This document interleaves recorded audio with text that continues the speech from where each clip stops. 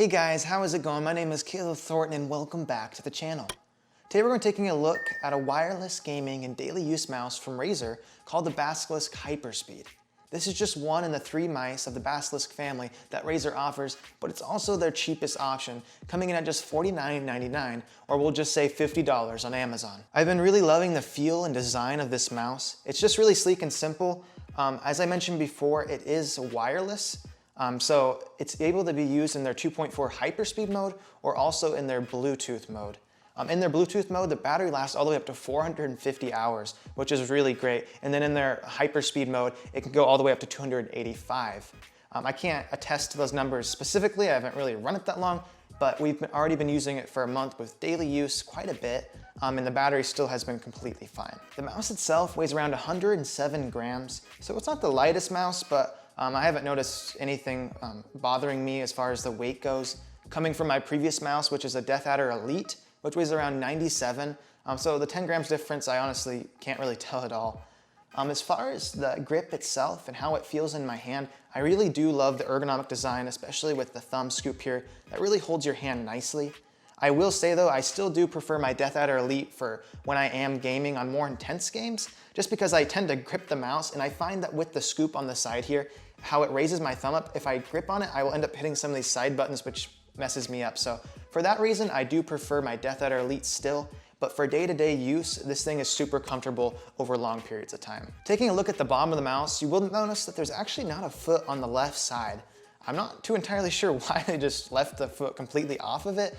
For me personally though, it hasn't caused any issues yet. It still glides evenly and nicely across my mouse pad surface, but it might be something you guys want to take into consideration if that's going to cause issues for you with your setup. As far as the rest of the feet, they feel really nice and have been gliding evenly. They did put a split in the front feet. Not sure why they didn't just continue it across, but it hasn't caused any abnormal drag for me at all yet. Let me know in the comments below what your guys' go-to mouse is for day-to-day use or gaming. The mouse switches feel great and super precise. They are rated to last up to 50 million clicks, so good luck making it to that point. As far as the scroll wheel goes, it feels nice as well, and it does click in, but there is no side-to-side tilt or clicks with that. I'll go ahead and put a sound test up now on screen so you guys can hear it for yourself.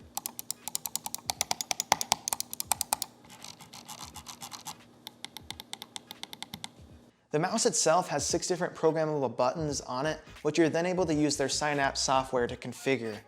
You're able to set macros to perform extended moves with ease, and then you're also able to set up to 5 different custom DPI settings, which you're able to switch between with the button that's right below your scroll wheel on the mouse. The mouse itself is super responsive. It does use Razer's 5G sensors, so no issues as far as that goes.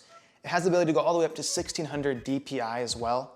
And then on the bottom is where your switch is at to be able to go between their 2.4 mode and then also their Bluetooth. And to turn the mouse completely off itself, you just need to have that switch in the middle between those two. There is no light indicators on it, so you just kind of have to make sure that switch is in the right spot. I will mention though that even if you forget to shut it off, you say after playing, or even if you're just watching a video, you'll notice after a few minutes, the mouse, I don't know if it goes to sleep or it shuts itself completely off, but if you try to move your mouse, it will take a second for it to get back up and going and catch up with you. So it is nice just knowing that if you forget to shut it off, it's not gonna just staying there wasting your battery life. Overall, my experience with the Razer Basilisk Hyperspeed have been really good so far. To quickly summarize my pros and cons with the mouse itself, as far as pros go, I definitely love the design and feel of it, and especially having that 450-hour battery life has been super great for me. And my one and only con is just the fact, like I said before, having my thumb hit up on those side buttons has been a little bit of an issue. For you, you might have a different form factor or a different hand size, so that might not even be an issue for you. I do have pretty big thumbs, so that might just be why I'm hitting the buttons in the first place.